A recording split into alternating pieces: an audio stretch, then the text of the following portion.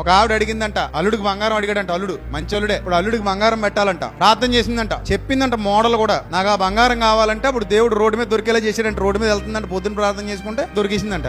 యేసు నామంలో పరలోక బంగారం నుంచి ఒక తులం గొలుసు రోడ్డు మీద పడును గాక అని ప్రార్థన చేసుకున్నా. 4 గంటలకు అడిగిన 7 గంటలకు ఉప్పల రింగ్ రోడ్ కాడ దొరికిందండి. చెప్పడానికి సిగ్గైనా లేదా?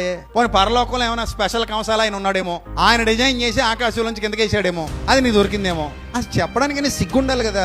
అంటే ఎవరు కొడుపు కొట్టేసావుగా. ఇప్పుడు నువ్వు ఆనందంగానే ఉన్నావు, అది పట్టుకెళ్ళి అల్లుడికి ఇచ్చేసావు, మీ అల్లుడు అకౌంట్లో వేసేసావు. మరి అది పోగొట్టుకున్నవాడు ఏడుస్తాడుగా. పాపం ఏ ఇల్లాలది పడిపోయిందో, ఏ ఇల్లాలని ఏ అత్తగారు కొట్టేస్తుందో అది పడేసిందని, ఎవరో ఇంట్లో పడి నొత్తి నోరు బాతుకుని ఏడుస్తున్నారో అది పడేసిందని, అది మాత్రం నీకు దొరికించేశాడు దేవుడు. వాళ్ళకి అన్యాయం చేసేసాడు. కష్టపడి సంపాదించుకున్నాను, నా దేవుడు నాకు సాయం చేశాడు, నా పనుల్లో కలిసి వచ్చింది, నా వ్యాపారంలో కలిసి వచ్చింది, ఉద్యోగంలో కలిసి వచ్చింది, ఎప్పటి నుంచో అది మెళ్ళ వేసి తిరుగుదాం అనుకుంటున్నాను, ఇన్నాళ్ళకి దేవుడు నాకు సహాయం చేశాడు, అది కొనుక్కున్నాను, మెళ్ళ వేసి ఊరేగుతున్నాను, అది బాగుంది పోను, అలా చెప్పు, గౌరవంగా ఉంది చెప్పుకోవడానికి, అంతేనా? అవునా?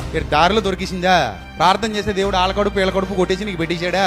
అది సాక్ష్యం. అది వినేవాడికి ఎలా అనిపిస్తుంది? అమ్మో వీళ్ళ దేవుడు వీళ్ళదే పడిపోతే వీళ్ళకి దొరికేలా చేస్తాడు, అది వీళ్ళు పట్టుకుపోతారని చెప్తారా? మరి అలా అయితే ఆయన నీతిమంతుల మీద అనీతిమంతుల మీద వర్షం కురిపిస్తున్నాడు, మంచివారి మీద చెడ్డవారి మీద సూర్యుని ఉదయింపజేస్తున్నాడు, అందరినీ సమానంగా చూస్తున్నాడు. ఒక్కడే కన్న తండ్రి, ఆయనకి భేదం లేదు, పక్షపాతము లేకుండా క్రియలను బట్టి తీర్పు తీర్చివాడు మన కన్న తండ్రి. ఇంత చక్కగా వాక్యం సెలవిస్తుంటే మనం ఏం చెప్తున్నాం, ఏం అర్థం చేసుకుంటున్నాం దైవ గ్రంథాన్ని? చూసారా, వ్యర్థమైన పరుగు అయిపోతుంది. చూసారా, చాలా మందిది వ్యర్థమైన పరుగు. మన పరుగు ఎప్పుడు వ్యర్థంగా ముగిసిపోకూడదు. ప్రియమైన దేవుని సంగమా, అర్థవంతంగా ఉండాలి. మీరు ఇచ్చే సాక్ష్యం కూడా వినటానికి, అవతలి వారికి మీరు ఏదైనా ఒక విషయం చెప్పుతుంటే, ఒక విషయం మీరు ఎదురు వాళ్ళతో పంచుకుంటుంటే, విన్నవాడు మీరు చెప్పిన విషయాన్ని బట్టి దేవుని స్తుతించాలి, మహిమపరచాలి, గాని మీరు చెప్పిన విషయాన్ని బట్టి దేవుణ్ణి అవమానపరచకూడదు.